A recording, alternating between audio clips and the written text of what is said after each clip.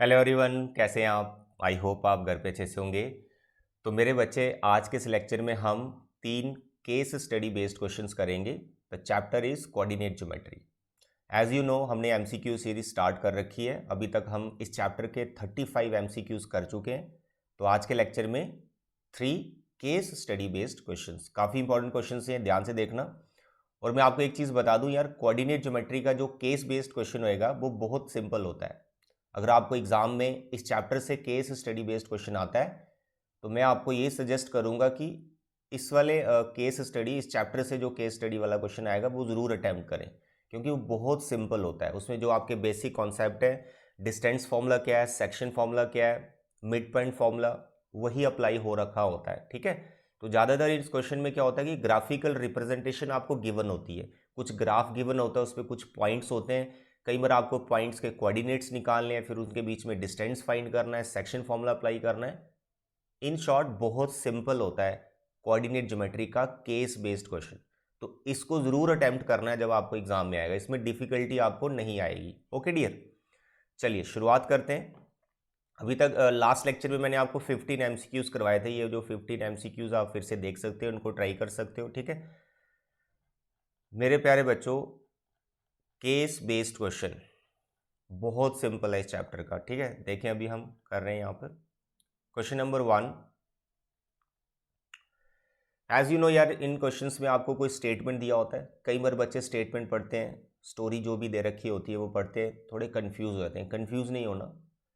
कई बार कुछ statement confusing create करती हैं, लेकिन अगर आप उस स्टेटमेंट को 2-3 बार पढ़ेंगे, रिपीट करेंगे, अपने आप वो चीज़ें समझ में आ जाएंगी। और जो स्टेटमेंट है उसको डायग्राम से कनेक्ट करने की कोशिश करें। सिर्फ स्टेटमेंट स्टेटमेंट पढ़ रहे हैं तो कई बार वो कन्फ्यूजन हो जाती है, लेकिन उस स्टेटमेंट को डायग्राम से आप कनेक्ट करेंगे तो स्टेटमेंट आपको जल्दी समझ में आ जाएगी। ओके डियर, चलिए स्टेटमेंट रीड करते हैं। ये तो बड़ा सिंपल स्टेटमेंट है। कह रहे the children of a school prepared a dance item for Republic Day parade for which they are asked to form a rectangle by standing at a fixed distance taken as 1 unit. Republic Day की parade होनी है, बच्चों को बोला है rectangular form में खड़े हो जाओ। अब जैसे इसने ये लिखा था तो साथ में देखो डायग्राम भी दे रखी है। यहाँ पर आपको बच्चे दिख रहे हैं, यहाँ पर उन्हीं बच्चों को कैसे खड़ा किया गया है ये उसका ग्राफिकल रिप्रेजेंटेशन दे रखा है। तो रेक्टेंगल उसने ऑलरेडी यहाँ बना रखा है। बाउंड्री देखें, पूरी बाउंड्री रेक्टेंगुलर फॉर्म में। तो ये जो डॉट आपको दिख रहे हैं ये बच्चे खड़े होंगे। ठीक है, स्टूडेंट्स हैं ये। फिर कह रहा है some children then formed a pattern inside the rectangle. तो कुछ बच्चों को रेक्टेंगल के अंदर भी खड़ा कर दिया गया, कुछ पैटर्न बना दिया गया। जैसे ये दिख रहा है ABCD XYZ G F H, ये अंदर भी कुछ बच्चे हैं, इन्होंने कुछ पैटर्न बना दिया। ठीक है सर, समझ में आ गया। The graphical representation of the dance position is also shown in the figure. तो मैंने आपको बोला ग्राफिकल रिप्रेजेंटेशन 99.9% आपको गिवन ही होगी, लगभग 100%। जब भी कोऑर्डिनेट ज्योमेट्री का केस बेस्ड क्वेश्चन आएगा तो ये ग्राफिकल रिप्रेजेंटेशन आ गई। ठीक है, क्वेश्चंस आगे क्या हैं वो तो हम कर लेंगे, बट मैं आपको यहाँ पर एक चीज़ ये बताऊंगा कि जब कभी भी कोऑर्डिनेट ज्योमेट्री का केस बेस्ड क्वेश्चन आ गया और ग्राफिकल रिप्रेजेंटेशन आपको गिवन है, तो आपका सबसे पहला काम पता क्या है? यहाँ पर ये जो डिमेंशंस हैं इनको मार्क कर दो। ठीक है, जैसे मानो P है, ये पॉइंट आपका P आ गया। ठीक है, इसको एज ए ओरिजिन आप कंसीडर कर लो। फिक्स नहीं करना इसको ओरिजिन, खुद के लिए इसको ओरिजिन कंसीडर कर लो।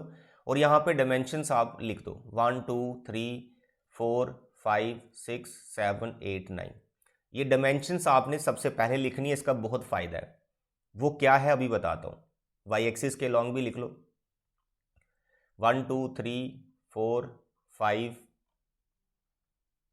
6 7 8 9। ठीक है, ये डायमेंशंस लिखने से अभी तो ये पता चल गया ना, 9 डायमेंशंस अलोंग एक्स एक्सिस आ रही हैं, 9 डायमेंशंस अलोंग वाई एक्सिस आ रही हैं। बाकी अगर वो ओरिजिन चेंज करता है ना, तो एक्स एक्सिस वाई एक्सिस कौन सी होगी, है ना, वो भी देख लेंगे। बट अभी डायमेंशंस की काउंटिंग करना बहुत ज़रूरी था, कर लिया। इससे क्या फ़ायदा हो गया? सपोज करो आपको एक्स के कोऑर्डिनेट्स ढूंढने हैं, तो अगर आपने पहले से मार्क करके रखा है तो आपने सिर्फ ये देखना है कि ये जो एक्स पॉइंट है हमारा, ये किस नंबर के सामने है, यहाँ पर 6, और इधर से किस नंबर के सामने है 6। तो x के कोऑर्डिनेट्स आपको पता चल गए 6,6।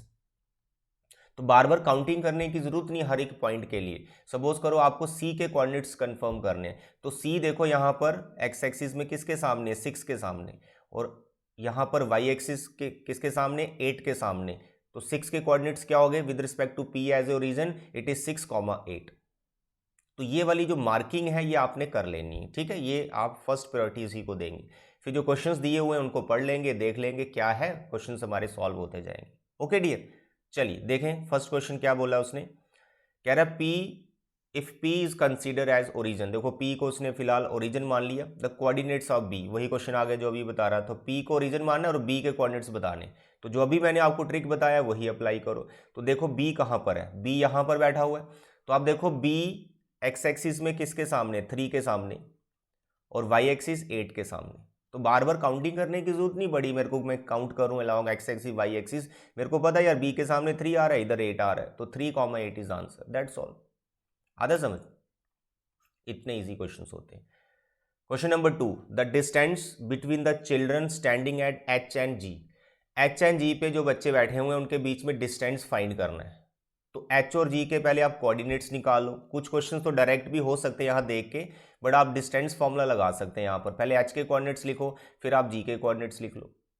अब एच और जी के कैसे करने कंफर्म, सर वो तो कर लेंगे सर, डायमेंशंस हमने पहले लगा दिए। एच देखो क्या है, एच कहाँ पर, एच ये रहा एच। तो एच के कोऑर्डिनेट्स क्या आ गए सर, 1 और 3। 1 के सामने है वाई एक्सिस में, 3 के सामने, तो एच आपके पास आ गया 1,3। ऐसे जी को देख लो, जी पॉइंट कहाँ पर बैठा हुआ है, जी पॉइंट ढूंढो, ये रहा सर जी पॉइंट, ठीक है। तो इसका है 3,1। तो सिंपली आपको क्या करना है, इनके बीच में डिस्टेंस फाइंड कर देना है। डिस्टेंस फॉर्मूला आप अप्लाई कर दो। एक तो है डिस्टेंस फॉर्मूला आपके पास है, दैट यू कैन अप्लाई। मैं और एक शॉर्टकट बताता हूँ, ग्राफ पे है ना ये सारा चीज़। देखो एच जी आपको फाइंड करना है, ध्यान से समझना जो बता रहा हूँ, आपको एच जी फाइंड करना है। अब जो एच जी ये वाली जो लाइन है, देखो इसका जो हाफ पार्ट है वो ये डायगोनल आ रहा है छोटे स्क्वायर का, ये छोटे स्क्वायर का ये डायगोनल आ रहा है, half of the H G. तो क्या आप इस डायगोनल की लेंथ नहीं फाइंड कर सकते, बिल्कुल कर सकते हैं। पाइथागोरस थ्योरम लगाओ ना तो आपको लेंथ पता चल जाएगी, क्योंकि राइट ट्राइंगल देखो यहाँ पर ऐसे बन रही है, और ये लेंथ कितनी है 1 यूनिट, और ये लेंथ कितनी है 1 यूनिट। तो जब आप पीजीटी लगाओगे 1 स्क्वायर इज 2, फिर उसके बाद रूट करोगे √2, तो ये लेंथ कितना है √2, तो फिर ये लेंथ भी कितना होगा, ये वाला लेंथ, ये भी √2 होगा। बिना डिस्टेंस फॉर्मूला यूज किए ग्राफ से हमें उसकी लेंथ को ढूंढ रहे हैं। तो half is √2, this one is √2, तो √2 प्लस करोगे तो कितना बनेगा 2√2। डिस्टेंस मैंने निकाल दिया, 2√2 आएगा। आप डिस्टेंस फॉर्मूला लगाओ तब भी 2√2 आएगा, करके देख लो। तो इनके बीच में डिस्टेंस फॉर्मूला लगा रहा हूँ, ये आपके पास आ गया √1 और 3 का डिफरेंस 2, 2 का स्क्वायर, फिर 3 और 1 का डिफरेंस 2, 2 का स्क्वायर, 2 का स्क्वायर सर 4, 2 का स्क्वायर 4 इज √8, तो √8 कितना होता है 2√2। That's all. ऑप्शन में देख लो 2√2 लिखा हुआ या √8 लिखा हुआ, दैट योर राइट ऑप्शन, ठीक है। तो यहाँ पर लिखा है √8। आता है समझ। तो ग्राफ से भी डायरेक्ट चीज़ें पता चल जाएंगी, बाकी फॉर्मूले तो हमारे पास है ही है। चलिए आगे बढ़ते हैं। मेरी तबीयत पिछले 1-2 दिन से थोड़ी ख़राब है, उसके लिए आई एम वेरी सॉरी, गला बैठा हुआ है। Question number 3, the coordinate of the point that divides the line segment joining the point A and D in the ratio 2:3। Purely section फॉर्मूले का क्वेश्चन है। आपको क्या करना है, A के कोऑर्डिनेट्स लिखने हैं, D के कोऑर्डिनेट्स लिखने हैं, ठीक है। A के कोऑर्डिनेट्स फिर D के कोऑर्डिनेट्स, और ये रेशो भी पता है हमें 2:3। तो आपको बताना यार ये जो पॉइंट है इसके कोऑर्डिनेट्स क्या है, सिंपली सेक्शन फॉर्मूला, बट उसके लिए ग्राफ पे जाना पड़ेगा, A और D के कोऑर्डिनेट्स आपको लिखने पड़ेंगे। तो मैं गया ग्राफ पे, मैंने देखा ए यहाँ बैठा हुआ है 1 के सामने, यहाँ 6 के सामने, तो 1 6 ए के कोऑर्डिनेट्स आ गए। ऐसे डी के कोऑर्डिनेट्स ढूंढो, डी आ गए सर 8 और यहाँ 6, 8,6, ठीक है। बहुत सिंपल होता है यार, इस चैप्टर से केस स्टडी वाला क्वेश्चन अगर आ जाता है। लगाइए section formula, that you know how to apply. 8 sorry root क्यों बना दिया, सेक्शन फॉर्मूला 2 8 ज़ा 16, 3 1 ज़ा 3, डिवाइड बाई रेशो का सम दैट इज़ 5, फिर 2 × 6 12, 3 × 6 18, डिवाइड बाय रेशो का सम। तो ये आपके पास आ गया 18/5, और यहाँ पे बन रहा है 30, इट इज़ 32 6 ज़ा 12, 6 3 ज़ा 18, 30 आ रहा है।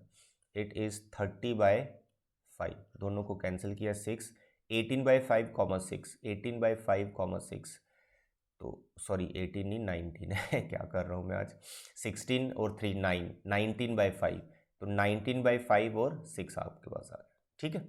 सेक्शन फॉर्मूला लगा purely. Now the question number 4, if P is equi distance from this and this, ये भी सिंपल आ गया, डिस्टेंस फॉर्मूला लगाना है। तो ये वाला जो पॉइंट है, लेट दिस इज, इसको कुछ नाम रख लेते हैं, let this point is R, इसके कोऑर्डिनेट्स हैं XY, ये इन C और F से सेम डिस्टेंस पर है।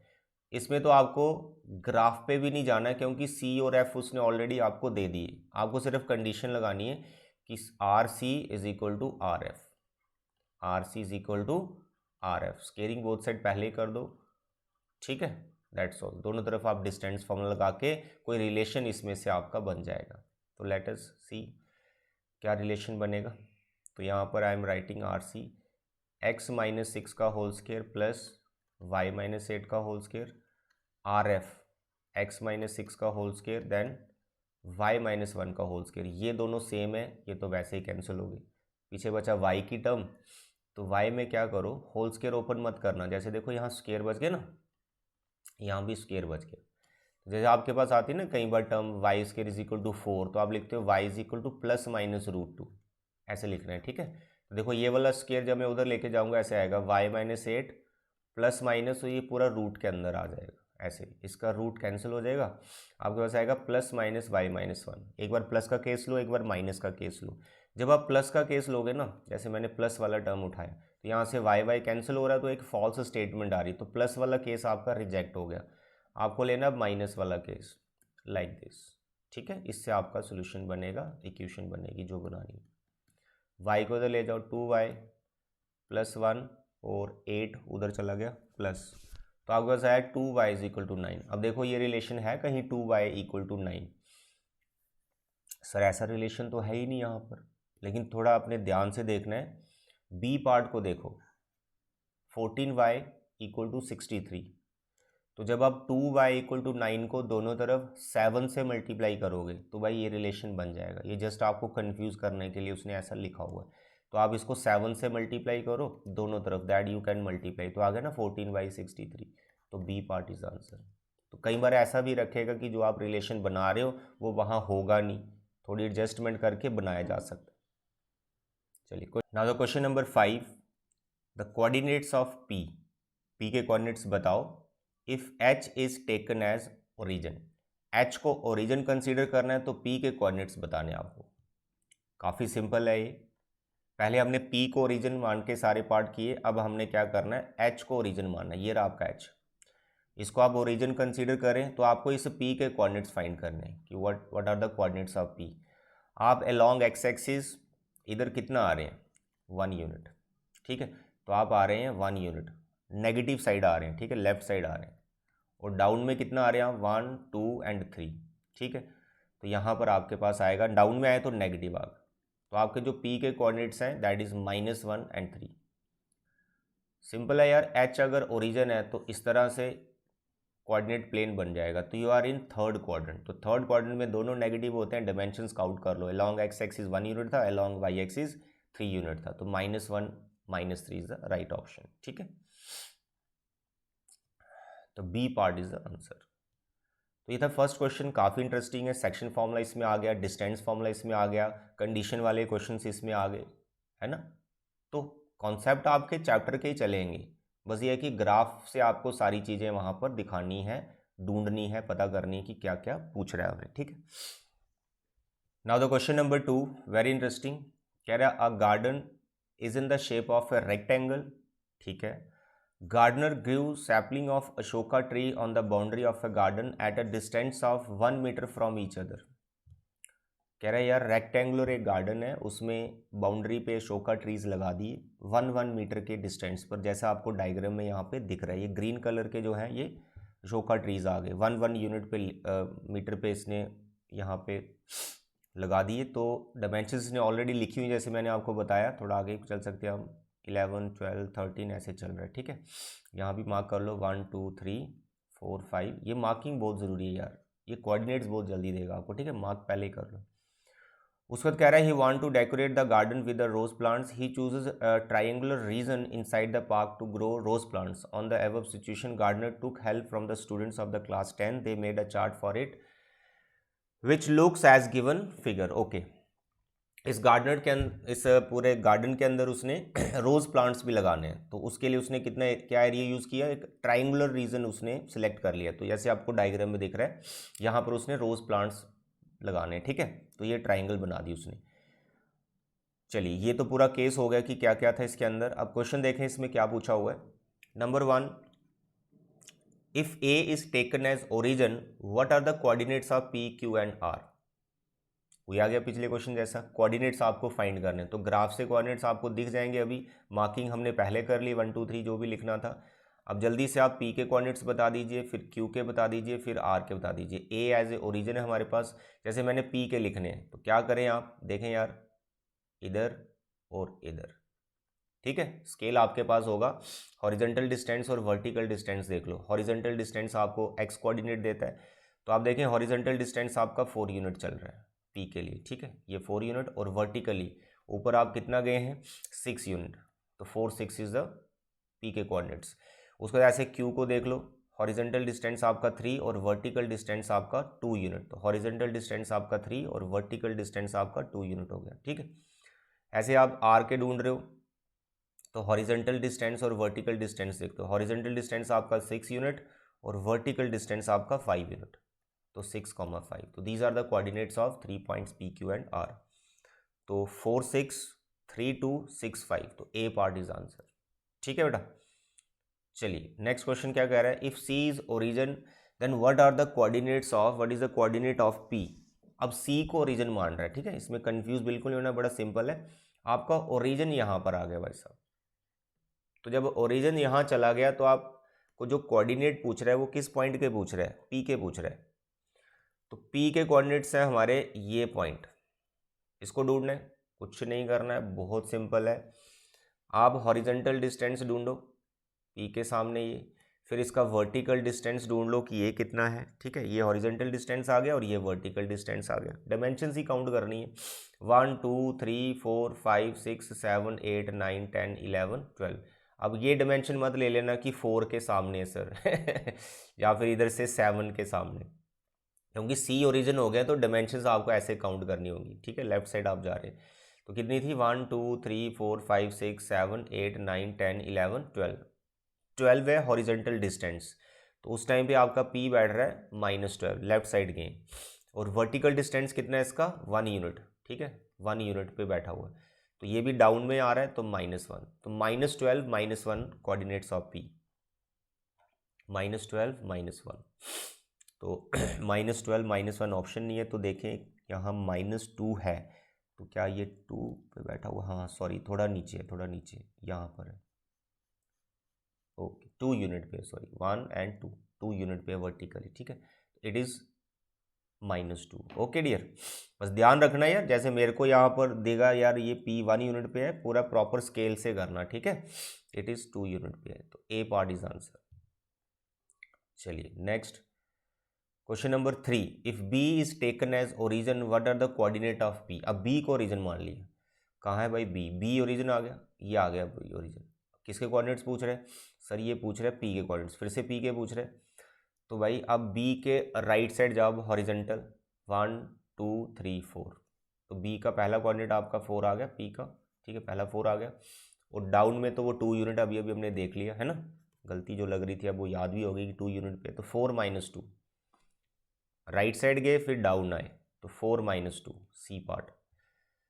Now question number 4, what is the distance between P and Q if origin is taken as A. अब ए को ओरिजिन और पी और क्यू के बीच में डिस्टेंस निकालना है, तो यहाँ आपने हेल्प ले लेनी फर्स्ट पार्ट की, क्योंकि आपको A as a origin P Q R के कोऑर्डिनेट्स आपने निकाले हुए हैं, तो आपने अब उन दोनों के बीच में डिस्टेंस फाइंड करना है। ए हमारा ओरिजिन नहीं है, तो सिंपली डिस्टेंस फॉर्मूला आप लगा सकते हो, जहाँ पर डायग्राम से भी कंफर्म कर सकते हो ये चीज़, बट आप यहाँ पे सिंपली डिस्टेंस फॉर्मूला लगाओ पी और क्यू के बीच में। तो 4 में से 3 1, 1 का स्क्वायर इज 1, 6 में से 2 2, 6 में से 2 4, 4 का स्क्वायर इज 16, इट इज़ √17। तो √17 आपका आ गया इसका, ठीक है, distance between P and Q. Question number now the question number 3, ये भी काफ़ी इंटरेस्टिंग क्वेश्चन है, बहुत सिंपल भी है ये। तो आपको यहाँ पर एक सन रूम तैयार करना है, ठीक है, सन रूम बनाना है। तो देखें यहाँ पर क्या इसने लिखा है, the diagram shows the plans for a sun room, it will be build on a wall of a house, ठीक है। The 4 walls of the sun room are square, जो आपको सन रूम बनाना है उसमें जो 4 वॉल्स हैं वो स्क्वेयर शेप में है, ग्लास पैनल है उसमें। The roof is made using 4 clear glass panels, जो छत बनाना है जहाँ से धूप आएगी, छत बनाना है वो भी मतलब ग्लास पैनल है और वो ट्रेपीजियम शेप में, ठीक है, ट्रेपीजियम शेप में, same size. 1 tint glass panel half regular octagon in the shape, एक पैनल और लगेगा जो है रेगुलर ऑक्टागन, ऑक्टागन की 8 साइड्स होती हैं।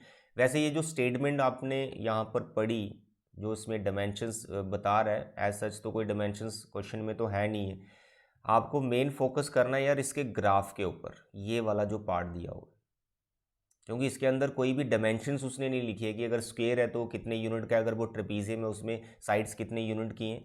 हमने देख लिया यार, रूम सन रूम बनाना है, वॉल्स स्क्वायर में होनी चाहिए, ट्रेपीजियम का छत होना चाहिए, एक रेगुलर हाफ रेगुलर ऑक्टागन का पैनल और एक लगेगा, है ना।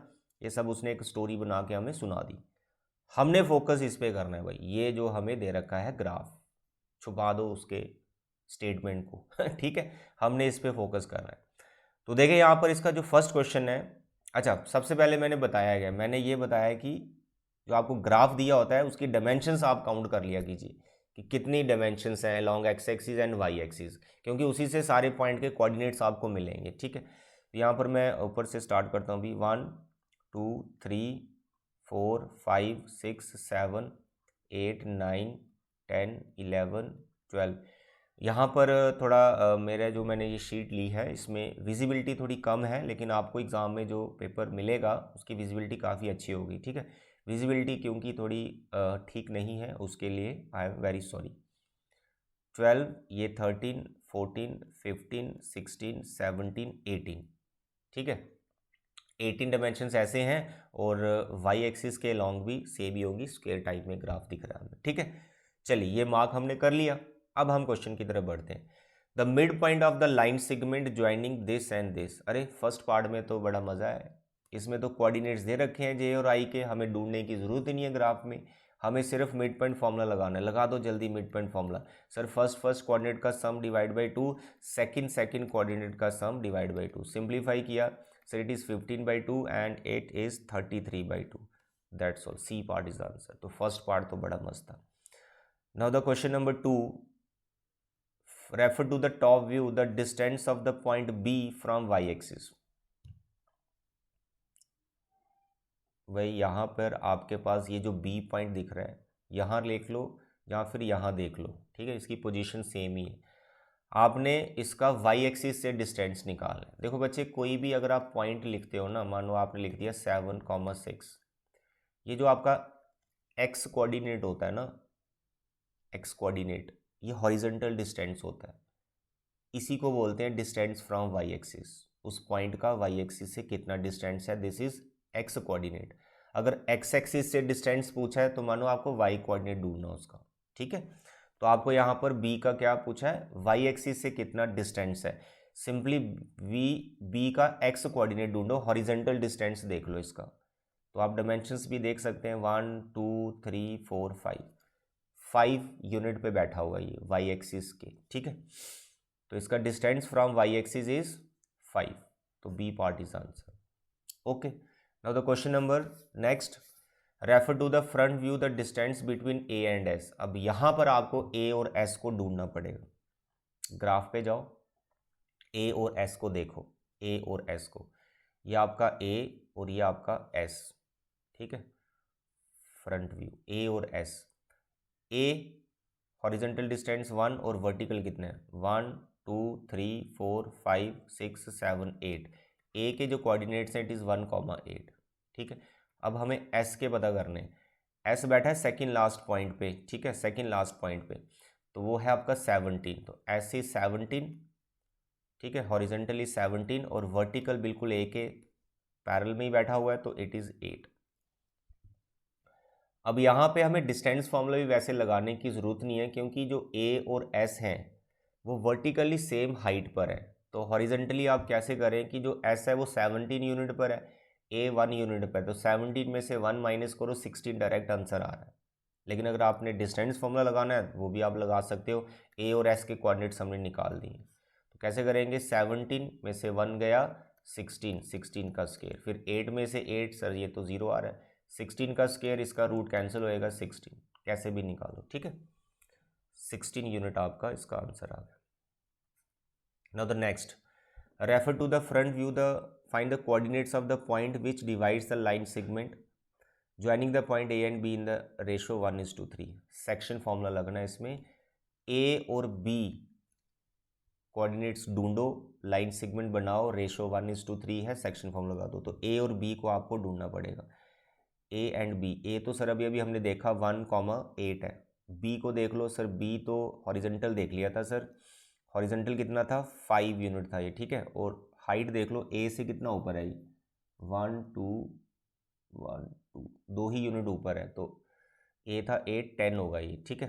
तो ए के कोऑर्डिनेट्स हमारे 1,8, क्वेश्चन के साथ ही लिखते हैं, ए के कोऑर्डिनेट्स हमारे 1,8 और बी के जो कोऑर्डिनेट्स हैं तो वो हमने देख लिए 5, और ऊपर गया है ये 8 9 10, ठीक है, 5 10। थोड़ी विजिबिलिटी कम है, विजिबिलिटी आपको एग्जाम में क्लियर ग्राफ मिलेगा, ठीक है। चलिए, रेशो कितनी, 1:3।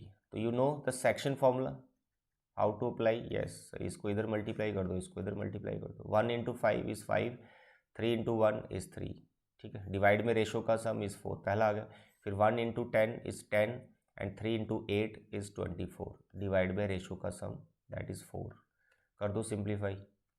सर ये आ गया 5 और 3 8, 8/4 इज़ 2, सर 10 और 24 इज़ 34, 34/4, फिर कैंसिल किया 17/2 बैठ जाएगा, 2 17/2। तो देखो 2 और 17/2 है सर, ये डायमेंशंस 2 वाले 2 पार्ट आ रहे हैं, तो 17/2, फिर आप इसको कैंसिल करोगे, यू विल गेट 8.5 डेसिमल में दिया हो, तो डी पार्ट इज आंसर, ठीक है, डी पार्ट इज आंसर। चलिए, अच्छा क्वेश्चन था, सेक्शन फॉर्मूला लगाया, बस ए और बी के जो कोऑर्डिनेट्स हैं वो आपको ग्राफ से ढूंढने पड़ेंगे। Now the last question, if P, this point, not P, it is a point, is equidistant from Q and S। अब यहाँ पर भी Q और S के कोऑर्डिनेट्स दिए हुए हैं, वो अच्छी बात है, इसका कुछ नाम रख लो R X Y, ये Q से और S से सेम डिस्टेंस पर, Q आपका 9 8 और S आपका 17 8। तो बताइए क्या रिलेशन बनेगा, अभी पीछे भी ये क्वेश्चन किया, काफ़ी सिंपल है। तो वही आपको यहाँ पर डिस्टेंस फॉर्मूला लगाना है, you have to write down PQ is equal to PS, squaring both side,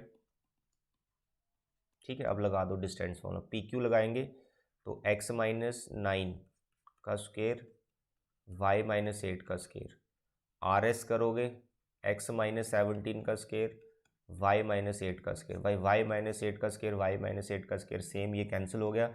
यहाँ पर जो बचा है होल स्क्वायर ओपन मत करो, ये स्क्वायर वैसे ही कैंसिल हो जाएगा, प्लस माइनस का ऑप्शन रहता है, वो आपको लिखना होता है, x - 9 प्लस माइनस y - 17।